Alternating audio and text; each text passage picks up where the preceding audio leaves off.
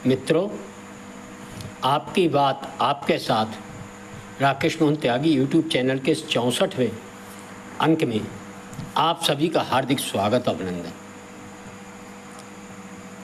मित्रों, जैसा कि आपको सर्वविदित है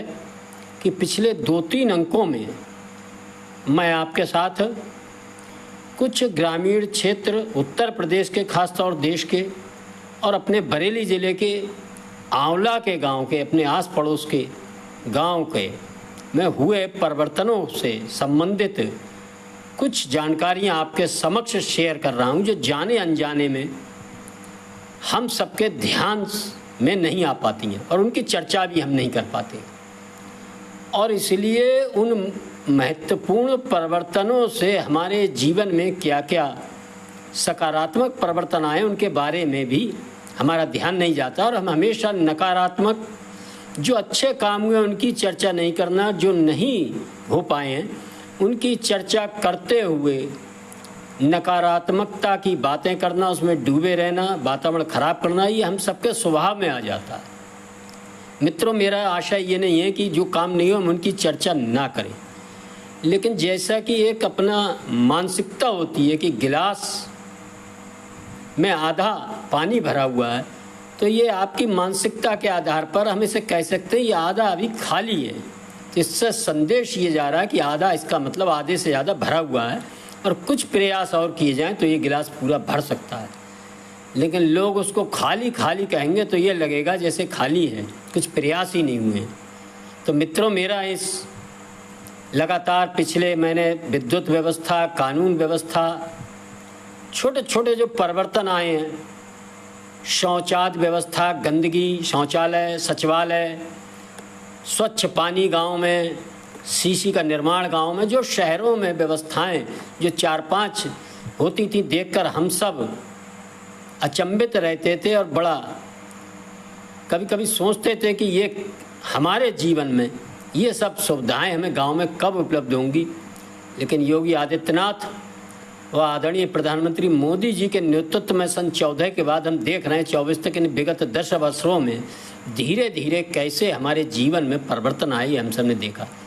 मैंने मित्रों कल के अंक में चोर मचाए शोर शीर्षक से एक अंक में आपको अपने आसपास की कुछ घटनाओं के बारे में बताया। ऐसी घटनाएं देश के विभिन्न क्षेत्रों में हो रही हैं। सुधरी हुई कानून व्यवस्था से कितना परिवर्तन हम सबके जीवन में आ सकता है कि कैसे चोर जो चोरी करने का दुस्साहस कुछ करने का प्रयास कर रहे थे, उनके कैसे प्राण संकट में पड़ गए और कैसे खादर और ग्रामीण क्षेत्र की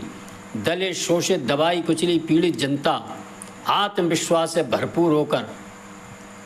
और शासन प्रशासन का कानून व्यवस्था पर जो कठोर कदम उठाते हैं, उससे आत्मविश्वास से भरकर स्वयं आगे बढ़कर ऐसे समाज विरोधी, कानून विरोधी तत्वों को सबक सिखाने का काम कर सकती है। घटनाएं मैंने कल के अंक में आपके समक्ष चोर मचाए शोर शीर्षक से बताई थी। जिन बंधुओं ने नहीं सुना, मेरा अनुरोध है उस अंक को जरूर सुने। मैं इस क्रम को आगे बढ़ाते हुए मित्रों आज 2 बातों की आपसे चर्चा करूंगा, शिक्षा व्यवस्था और स्वास्थ्य व्यवस्था। मैंने सुरक्षा, संपर्क, सड़क की बात कर ली, लेकिन व्यक्ति के जीवन में शिक्षा का भी बड़ा महत्व है। और हम सब ने देखा ग्रामीण क्षेत्र में से पलायन का एक मुख्य कारण शहरों में शिक्षा भी हुआ करती थी कि हम बच्चों को पढ़ाने जा रहे हैं। 2 तरह की शिक्षा होती थी, एक इंग्लिश मीडियम में, एक सरकारी विद्यालयों में, जिनकी क्षमा करें, जिनकी अवस्था इतनी खराब हो चुकी थी कि अध्यापक थे तो बच्चे नहीं थे, बच्चे थे तो अध्यापक नहीं, और दोनों हैं तो भवन नहीं है, भवन है तो और अन्य आधारभूत ढांचा नहीं है। ये सारी व्यवस्थाएं से होने ये लगा था कि एक तरह से पूरी तरह गरीब समाज का, मजदूर समाज का विश्वास शिक्षा व्यवस्था से उठ चुका था। सरकारी अस्पतालों में डॉक्टर है तो दवा नहीं, दवा है तो इंस्ट्रूमेंट नहीं, इंस्ट्रूमेंट तो डॉक्टर है तो मरीज नहीं, विश्वास ना होने के कारण ये सारी व्यवस्थाएं हमने बिगड़ी हुई देखी थी। लेकिन कैसे धीरे धीरे मैं नहीं कह रहा कि आप मेरी बात पर विश्वास करें, मेरा आपसे अनुरोध है एक बार जरा अपनी दृष्टि अपने गांव के विद्यालय पर जरूर डालें और एक बार कल्पना करें कि पिछले जो दलित पिछड़ों के उत्थान की बात कर लंबे समय से राजनीति करते आ रहे थे, उनके समय में पिछड़े दलितों के बच्चे पढ़ने वाले इन विद्यालयों और सरकारी अस्पतालों का उन्होंने क्या हसर किया था और आज क्या परिवर्तन आ रहा है, आपको स्वयं समझ में आ जाएगा। आज विद्यालयों का आधारभूत ढांचा सुधरा हुआ है, बहुत बढ़िया है। शौचालय, उठने बैठने की व्यवस्था, मॉडर्न तरीके से शिक्षा दी जा रही है और आज जो नई शिक्षकों की भर्ती हुई है, बहुत ही अच्छे और मेहनती शिक्षक हैं जो वास्तव में गुणवत्तापूर्ण शिक्षा देने का काम करते हैं। उनकी मॉनिटरिंग भी सरकार कर रही है। बच्चों के ड्रेस व अन्य बस्ता, किताबों, अन्य चीज़ों के लिए खाते में पैसा गवर्नमेंट दे रही है और बैठने के लिए फर्नीचर वगैरह और क्लास में एक बढ़िया शिक्षा देने के लिए लैपटॉप वगैरह ऐसी सारी चीज़ें ग्रामीण क्षेत्र के विद्यालयों में उपलब्ध करा दी गई हैं। मेरे आप सभी से अनुरोध है एक बार ज़रूर देखें और आप देखेंगे कि जो अध्यापक पहले कई दिन हफ्तों नहीं आया करते थे किसी सरकारों के समय, अब अध्यापक नियमित और समय से आते हैं, समय से विद्यालय खुलता है और समय से विद्यालय बंद होता है। यदि आप ये सब चीज़ देखेंगे तो आपका मन निश्चित ही छाती गर्व से चौड़ी हो जाएगी। ये सब कुछ मित्रों आपके सुंदर निर्णय, लोकतांत्रिक जो अधिकार आपको मिला उसमें आपने बिना किसी भेदभाव, दबाव,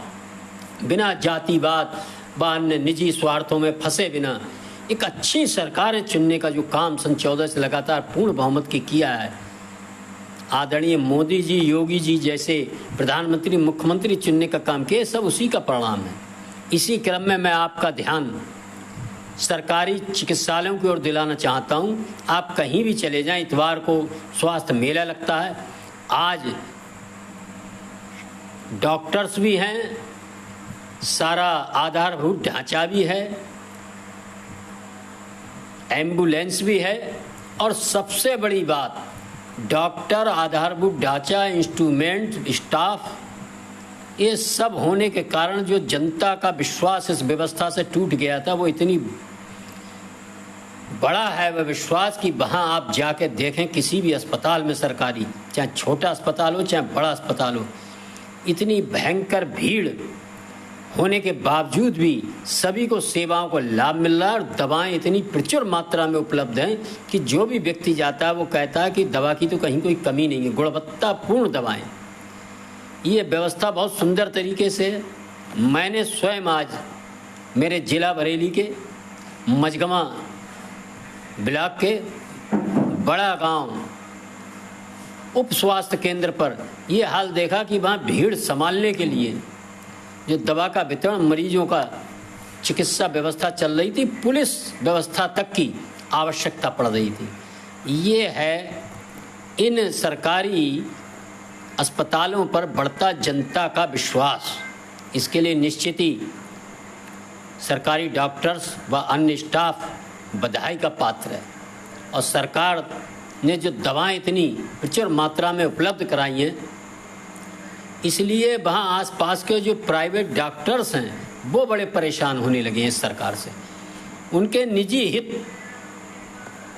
खतरे में पड़ गए हैं और गरीब मजदूर आदमी जाकर सरकारी चिकित्सालयों में जाकर जो महंगे इलाज कराने को पहले अवशिप्त था, अपनी गाड़ी कमाई मेहनत की ऐसे कामों में लगती थी जो नहीं लगना चाहिए, वह एक सरकार आने के कारण यह जो परिवर्तन हुआ है इससे उसके जीवन में निश्चित ही परिवर्तन का हम सब अनुभव देखेंगे। मेरा आप सभी से विनम्र अनुरोध है, आप पूरी उत्तर प्रदेश की व्यवस्था अगर आप सभी देखिए, आप केवल अपनी विधानसभा, आंवला विधानसभा हो, बिथरी हो, भोजीपुरा हो, कोई भी विधानसभा हो जिले की, आप देख लीजिए, वहाँ सड़कों की व्यवस्थाएं देख लीजिए, आप अपने गांव की सड़कें देख लीजिए, पहले की जरा कल्पना कर लीजिए। आज सुदूरवर्ती चाहे ग्रामीण क्षेत्र की सड़कें सब व्यवस्थित हैं, अच्छी हैं। आप देख रहे होंगे भमोरा से आंवला, रामनगर होते हुए शाहबाद, बिलारी तक का राजमार्ग स्वीकृत हो गया और उसका काम दोहरीकरण का, चौड़ीकरण का काम कितनी तेजी से चल रहा है और कितनी शीघ्रता से हुआ है बिना, ये शायद हम सबकी नज़र में आया होगा। लेकिन मित्रों, वही बात है कि हम यदि अच्छी बातों की चर्चा नहीं करेंगे, केवल खराब बातों की चर्चा करेंगे तो समाज में कोई अच्छा संदेश नहीं देंगे। ये सारी बातें आपके संज्ञान में लाने का मेरा तात्पर्य मात्र इतना ही है कि हम जहाँ बैठें, कहीं कोई चर्चा हो रही हो 4 लोगों के बीच, तो कुछ खराब अगर चर्चा आ रही है और वास्तव में वो ठीक है तो उसको भी ध्यान रखें और उसको भी कहें कि भाई ये भी ठीक होगी। लेकिन जो ठीक हुई हैं व्यवस्थाएं, जो मैंने व्यवस्थाएं पिछले 2 अंकों से मैं आपको बता रहा हूँ, इन व्यवस्थाओं के बारे में भी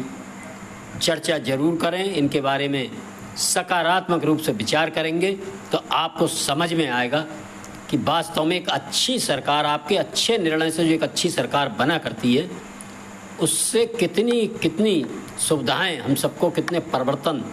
देखने में आते हैं। हम सब देखें इन परिवर्तनों को, महसूस करें और लोगों को बताएं, जानकारियां दें। आगे के अंकों में मैं इन्हीं परिवर्तनों की और श्रृंखला के बारे में आप सबके समक्ष चर्चा करूंगा। आशा है आप सब